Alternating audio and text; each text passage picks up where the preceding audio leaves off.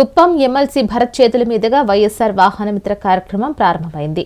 ఈ కార్యక్రమానికి municipal chairman doctor Sudheer మాట్లాడుతూ ప్రతి ఆటో డ్రైవర్లు 10,000 చొప్పున అకౌంట్లో రాష్ట్ర ప్రభుత్వం అందిస్తున్న ఈ పథకాన్ని సద్వినియోగం చేసుకోవాలని ఆయన పేర్కొన్నారు. అనంతరం ఆటో డ్రైవర్లు పెద్ద ఎత్తున ర్యాలీతో వైఎస్ఆర్ విగ్రహం వద్దకు బయలుదేరి విగ్రహానికి పూలమాలలు వేసి నివాళులర్పించారు. ఈ కార్యక్రమంలో union president Ranganna, auto union సభ్యులు తదితర వైసీపీ నాయకులు పాల్గొన్నారు.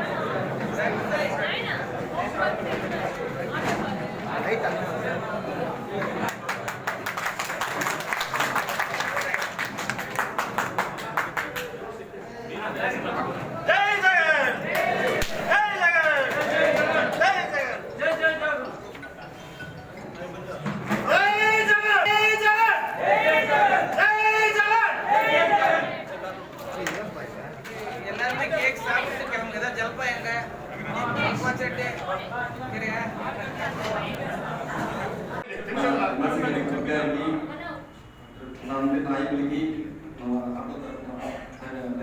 ధన్యవాదాలు.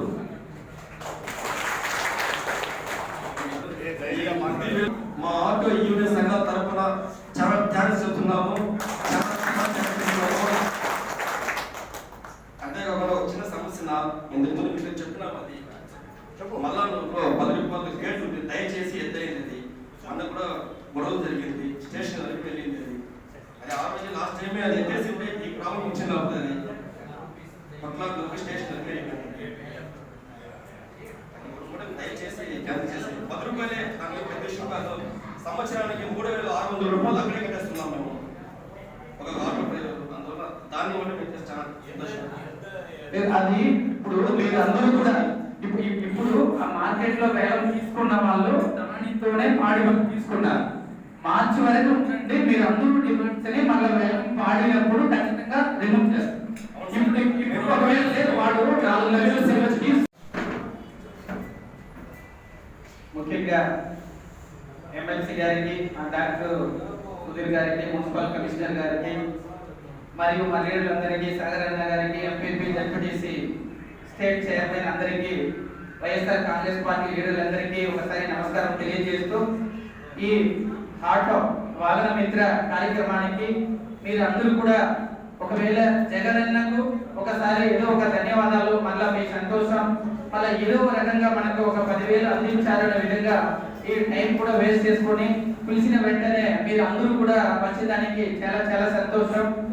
ఒక నాయకుడికి ఉన్న లక్ష్యం ఏమంటే ఏ విధంగా ప్రజలు, రైతులు కష్టపడుతున్నారు, దానికి ఒక సంవత్సరానికి ఒక 10,000 ఇస్తే చాలా వరకు కూడా వాళ్ళకు ఒక చిన్న సపోర్ట్ గా ఒకవేళ ఉంటుందనే విధంగా పిల్లలు చదవాలన్నా ఏం చేయాలా, ఆటో వాళ్ళు ఒకసారి ఒక చిన్న చిన్న ఖర్చులు కూడా.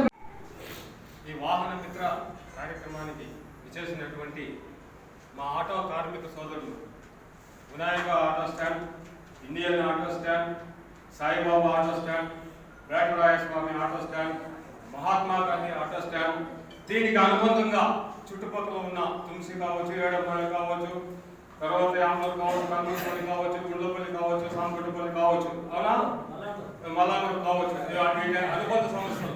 మలానూరు చెప్పాలా, లేకపోతే తింటారు. నాకు గుర్తు ఉంది, 37 ఏళ్ళకి అయ్యాక కాబట్టి మీకు అందరికి కూడా పేరున ధన్యవాదాలు. నిన్న ఫోన్ చేసిన వెంటనే అందరూ రెస్పాండ్ అయ్యి ఈరోజు భరత్ గారు వస్తున్నారని చెప్పి మనం చెప్తాము. 2 విషయాలు వాళ్ళు చెప్తారు. ఇంతవరకు పెద్దలందరూ కూడా జగన్మోహన్ రెడ్డి గారి ఆలోచన విధానాన్ని ఇంతవరకు మీ దగ్గర పంచుకున్నారు. నేనైతే ఒకటి చెప్తా ఉన్నా పెద్దలకి, భరత్ గారికి కొంతమందికి లిస్ట్ లో పేరు వచ్చి ఇంతవరకు లబ్ధి రాలేదు. లాస్ట్ ఇయర్ పడిన ఇంకా కొంతమందికి అర్హులుగా ఉండి వాళ్ళకు కూడా ఇంకా కూడా చెందలేదు అనేది ప్రధాని వద్ద చెప్పడం. కాబట్టి భరత్ గారికి నేను ఒకటే రిక్వెస్ట్ చేస్తా ఉన్నా, ఈ 3 అంశాలు, పేరు వచ్చి డబ్బు రాలేదు, లాస్ట్ టైం డబ్బు వచ్చి ఈసారి డబ్బు పడలేదు, అన్ని అర్హతలు ఉండి వాళ్ళకు డబ్బు రాలేదు. ఈ 3 ప్రధానంగా ఉన్న డిమాండ్. మిగతా చిన్న విషయాలు అది మన లిమిట్ లో జరుగుతూ ఉంది. కాబట్టి ఈ కార్యక్రమాన్ని ఉద్దేశించి చిత్తూరు జిల్లా పార్టీ అధ్యక్షులు భరత్ గారికి, అదేవిధంగా చిత్తూరు జిల్లా ఎమ్మెల్సీ భరత్ గారికి, కుప్పం నియోజకవర్గం ఇన్ఛార్జ్ భరత్ గారికి, కాబోయే ఎమ్మెల్యే భరత్ గారికి, అదేవిధంగా మా మండల కన్వీనర్ మురుగేష్ గారికి, మున్సిపల్ చైర్మన్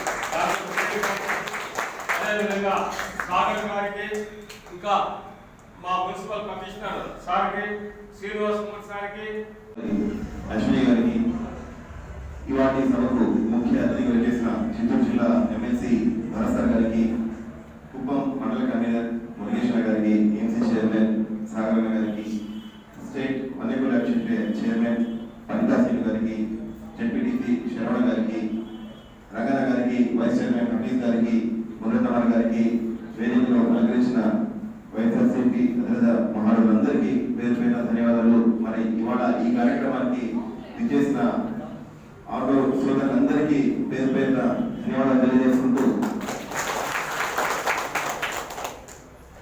మనము అంటే మామూలుగా ఏదైనా ఒక కార్యక్రమం చేపట్టినప్పుడు ఆ కార్యక్రమం ఉద్దేశం చెప్పడం చాలా ముఖ్యం. సో ఉద్దేశం చెప్పే ప్రక్రియలో నేను 2 మాటలు చెప్పబోతున్నాను. సో దయచేసి మీరు కూడా ఆలకిస్తారని చెప్పేసి, ఏదైనా ఒక రాజకీయ నాయకుడు ఏం చేస్తారన్నట్లయితే ఆ పర్టికులర్ టైంకు ఓట్లు వస్తాయా, ఓట్లు వస్తే మనం దాని నుంచి లబ్ధి పొందుతామని ఆలోచిస్తారు. ఇటువంటివి ఏమీ లేకుండా ఇంతకుముందు దాన్ని చెప్పినట్టు కులం లేదు, మతం లేదు, ప్రాంతం లేదు, రాజకీయం లేదు. ఇవాళ కుప్పం నియోజకవర్గం తీసుకుంటే కొన్ని వందల కోట్లు సంక్షేమ పథకాల ద్వారా ఈ ప్రాంత వాసులు లబ్ధి పొందినారంటే మరి జగన్మోహన్ రెడ్డి గారు ఈ ప్రాంతం పైన ఎంత మమకారం పెట్టుకున్నారో, ఒక ప్రతిపక్ష నాయకుడి నియోజకవర్గం అయ్యేది కూడా ఈ ప్రాంతంలో ఈ సరైన అభివృద్ధి పనులు జరగాలి. ఈరోజు ఈ వాహన మిత్ర పథకం ద్వారా ఎవరైతే ఆటో డ్రైవర్లు అయితే లబ్ధి పొందుతున్నారో, సో మీరందరూ కూడా మన జగన్మోహన్ రెడ్డి గారిని ఒక్కసారి మీరు మనసులో పెట్టుకోవాలి. ఈ రోజు మిమ్మల్ని ఎట్లాగైతే గుండెలో పెట్టుకుని చూసుకున్నారో, అంటే ఈ ఆటో మరమ్మతులకైనా సరే, లేకపోతే మీరు పొల్యూషన్ సర్టిఫికేట్స్, మన ఫిట్నెస్ సర్టిఫికేట్స్, వీటన్నిటికీ కూడా మీకు ఖర్చు ఉంటాయి. కాబట్టి అయితే అర్హత ఉన్నారో వారందరికీ కూడా ఈరోజు 10,000 రూపాయల చొప్పున వారు విడుదల చేయడం జరిగింది. ఈ సొమ్మును మీరు ఖచ్చితంగా సక్రమంగా వినియోగించుకుంటారని చెప్పేసి ముఖ్యమంత్రి గారు ఎలాగైతే మిమ్మల్ని గుండెలో పెట్టి చూసుకుంటున్నారో, మీతో పాటు ప్రయాణించే ఈ ప్రయాణికులు వాళ్ళైతే ఉంటారో వాళ్ళని కూడా చక్కగా గమ్యస్థానాలకు మీరు తీసుకెళ్తారని చెప్పేసి, డ్రింక్ అండ్ డ్రైవ్ అనేది చేయకుండా, అంటే యాంటీ సోషల్ యాక్టివిటీస్ పాల్పడకుండా చక్కగా మిమ్మల్ని నమ్ముకొని వచ్చిన ప్రయాణికులు మీరు ఖచ్చితంగా గమ్యస్థానాలకు చేరుస్తారని చెప్పేసి, ఈ చేర్చే ప్రక్రియలో మాకు కూడా కొంచెం స్వార్థం, అంటే నేను ఆటోలో ఎక్కినా కూడా, ట్యాక్సీలో ఎక్కినా కూడా ఆ డ్రైవర్ తో ఒక ఇంటరాక్షన్ మాకు వస్తుంది తప్పనిసరిగా. అలాగా మీరు ఎవరైతే ప్రయాణికులు మీతో పాటు ఉంటారో, మరి ఈ రోజు జగన్మోహన్ రెడ్డి గారు చేసే చక్కటి కార్యక్రమాల్ని, ముఖ్యంగా మీరు ఏ విధంగా లబ్ధి పొందుతున్నారో, ఇవాళ చక్కటి రాజకీయ నాయకుల ఏదైతే టీం ఇక్కడ ఏదైతే ఉందో వీళ్ళందరూ కూడా మీకు సహాయ సహకారాలు అందించే విధాన్ని ఈ రోజు కుప్పం జనాలందరికీ మీకు తెలియజేస్తారని చెప్పేసి, రాబోయే కాలంలో ఖచ్చితంగా మన ఎమ్మెల్సీ గారు ఎమ్మెల్యేగా ఇక్కడ పోటీ చేయబోతారు. తద్వారా వీళ్ళందరూ కూడా మీరు మీతో పాటు ప్రయాణం చేసే ప్రయాణికులకు జగన్మోహన్ రెడ్డి గారు చేసే మంచిని, ఇక్కడ ఉండే యువ నాయకుల గురించి మంచిగా చెప్తారని చెప్పేసి మనస్ఫూర్తిగా కోరుకుంటూ, ఈ కార్యక్రమం ద్వారా లబ్ధి పొందిన ప్రతి ఒక్క ఆటో డ్రైవర్కి మరొకసారి శుభాకాంక్షలు తెలియజేసుకుంటూ, ఈ రోజు సభకు చేసిన ప్రతి ఒక్కరికి మరొకసారి ధన్యవాదాలు. జై జగన్, జోహార్. 75 సంవత్సరాలుగా ఎవరు తిరిగినారు ఇంటింటికి? మా గవర్నమెంట్ ఎలా పనిచేస్తా ఉంది, మీకు ఇంకేం సమస్యలు ఉన్నాయి? నేను కూడా ఇప్పుడు గడప గడప తిరుగుతా ఉన్నాను, ప్రతి తిరుగుతా ఉన్నాను. కొన్ని ఇళ్లలో మాట్లాడతారు, నీ సొమ్మ ఇచ్చింది, గవర్నమెంట్ సొమ్ము ఇచ్చింది, నువ్వెందుకు ఇక్కడికి వచ్చి మాట్లాడుతా ఉన్నావు, మీరు ఆ ట్యాక్సులు పెంచినారు, ఈ కిరోసిన్ పెంచినారు అంటా ఉన్నారు. నేనేం కాదండి, నేను ఆ ఇంటి వాళ్ళని కూడా అడుగుతా ఉన్నాను. మరి 75 సంవత్సరాలుగా ఇన్ని పార్టీలు వచ్చినాయి, ఇంతమంది ముఖ్యమంత్రులు అయినారు, వీళ్ళందరూ ఖర్చు పెట్టింది కూడా ప్రభుత్వ సొమ్మే కదా. ఈ రోడ్డు వేసినారంటే ఎవరో సొంత డబ్బుతో అయితే రోడ్డు వేయలేదు కదా. ఈ బిల్డింగ్ కట్టినారంటే సొంత మన జోడు నుంచి అయితే బిల్డింగ్ కట్టలేదు కదా. మరి అవన్నీ కూడా ప్రభుత్వ సొమ్మే కదా. మరి ఆ ప్రభుత్వ సొమ్ముని ఇంత ప్రణాళికబద్ధంగా ఫలానా ఆటో డ్రైవర్ ఉన్నాడంటే, లేకపోతే ఫలానా తల్లి ఉందంటే, లేకపోతే ఫలానా రైతు ఉన్నాడంటే వారికి మనం ఈ లబ్ధి చేకూరిస్తే వారి భవిష్యత్తు బాగుపడుతుంది, వారి ఇల్లు బాగుపడుతుంది అని ఏ ముఖ్యమంత్రి ఆలోచించగలిగినాడని అనేటటువంటి ఒక చిన్న ఆలోచన మాత్రం మన మెదడులో మీరు పెట్టుకోండి అని నేను మీ అందరినీ కూడా రిక్వెస్ట్ చేస్తా ఉన్నాను.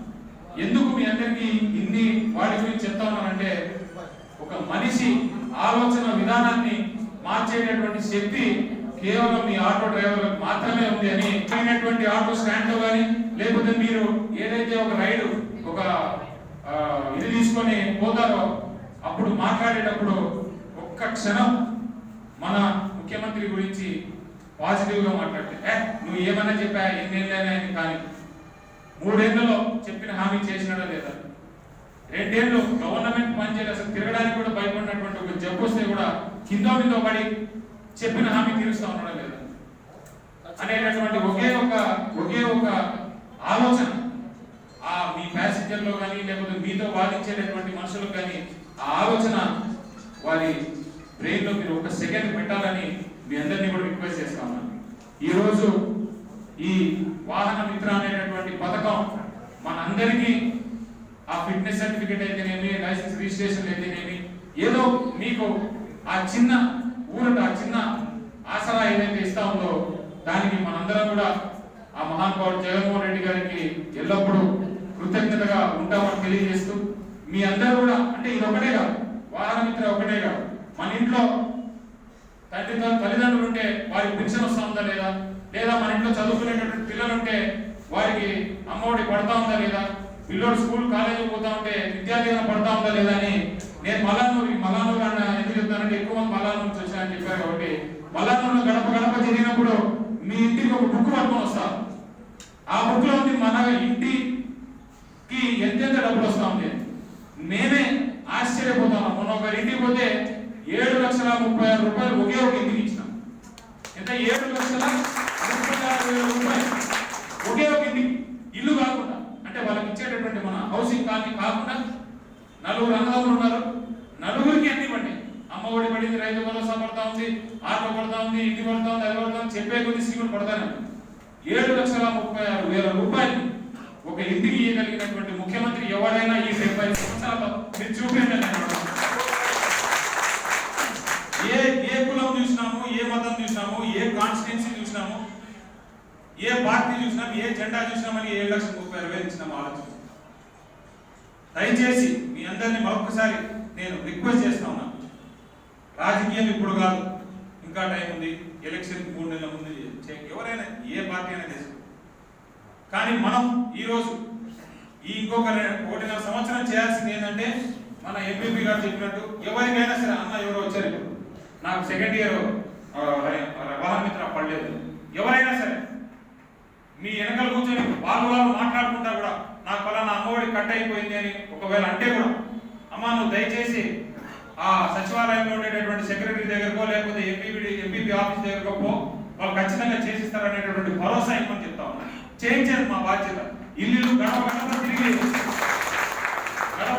తిరిగి అడుక్కొని ఆ స్కీమ్ వచ్చిందా లేదా, ఎందుకు రాలేదని ఈరోజు పెద్దలు మన మండల కన్వీనర్ మల్లారు సురేష్ గారికి, మున్సిపల్ చైర్మన్ డాక్టర్ సుధీర్ గారికి, మార్కెట్ కమిటీ చైర్మన్ మన సాగర్ అన్న గారికి, జెడ్పీటీసీ శివరన్న గారికి, ఎంపీపీ మన నరసింహమ్మకు, రాష్ట్ర వన్నికుల క్షేత్ర వైస్ చైర్మన్ హఫీజ్ గారికి, రంగన్న గారికి, కార్మిక నాయకులు, వివిధ సర్పంచులకి,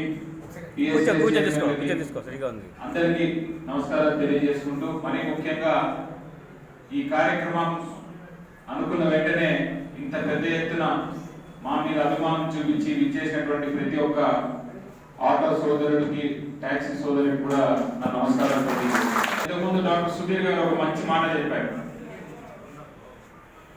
ఒక ఊరికి సంబంధించి ఆ ప్రభుత్వం ఎలా పనిచేస్తా ఉంది అంటే ఖచ్చితంగా అక్కడ తిరిగేటటువంటి ఆటోలో కానీ ట్యాక్సీలో కానీ ఎక్కి ఏమన్నా మీ నాయకుడు ఎలా ఉన్నాడో అని అడిగిన వెంటనే మోరాలెస్ ఆ ప్రభుత్వం చరిత్ర, ఆ నాయకుడు చరిత్ర, వాడి పనితీరు అంతా కూడా కేవలం ఒక ఆటో డ్రైవర్ చేతిలో ఉంటుంది అనేటటువంటి విషయం చెప్పారు. చాలా అంటే ఎగ్జాక్ట్ పాయింట్. ఏ ఊరికి పోయినా సరే అక్కడ ఉండేటటువంటి పలానా నాయకుడు అపోజిషన్ లో ఉండని, రూలింగ్ లో ఉండని, ఎవరైనా సరే ఆ నాయకుడు ఎలా ఉన్నాడంటే మీ ఆటోలో వివిధ స్థాయి నుండి ఎక్కడెక్కడో ప్లేసెస్ నుండి ప్రజలు ఎక్కుతా ఉంటారు కాబట్టి వారందరికీ సంబంధించినటువంటి అనుభవాలు అవన్నీ కూడా మీతో షేర్ చేసుకుంటూ ఉంటారు కాబట్టి వారు అంటే మీరు ఒక చిన్న లైబ్రరీ ఎన్సైక్లోపీడియా లాగనమాట ఊరికి సంబంధించినంత వరకు. సో మీకు ఎస్పెషలీ ఈరోజు నేను చెప్పదలుచుకుంది ఏంటంటే దయచేసి ఈ కార్యక్రమాన్ని కానీ ఈ పథకాన్ని కానీ రాజకీయం చేయలేదు. ఎవరైనా మన ఆటోలో ఎక్కి కూడా రాజకీయం మాట్లాడుతూ ఉంటే మీరు దయచేసి అయ్యా రాజకీయం చేయడానికి ఇంకా 2 సంవత్సరాలు ఉంది, 2 సంవత్సరాల తర్వాత ఎలక్షన్ జరుగుతా ఉంది, అప్పుడు మాట్లాడండి మీరు ఊరికే రాజకీయం అది దాని.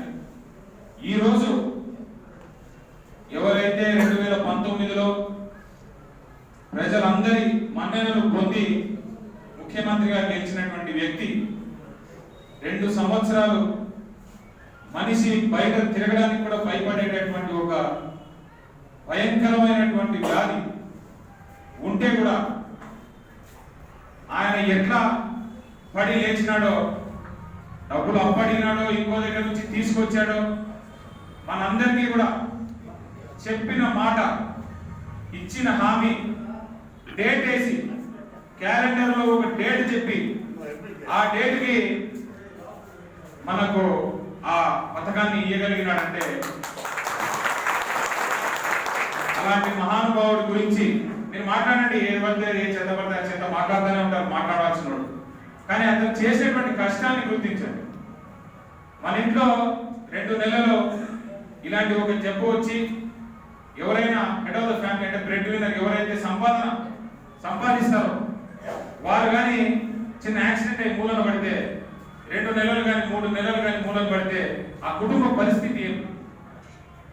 కుటుంబంలో ఉండేటటువంటి 10వ తరగతి చదివే పిల్లవాడి దగ్గర నుండి ఆ ఇంట్లో ఉండేటువంటి తల్లి, కూతురు అందరూ కూడా కూలోనాలో చేసుకొని ఆ కుటుంబాన్ని కాపాడాల్సినటువంటి పరిస్థితికి వస్తారు.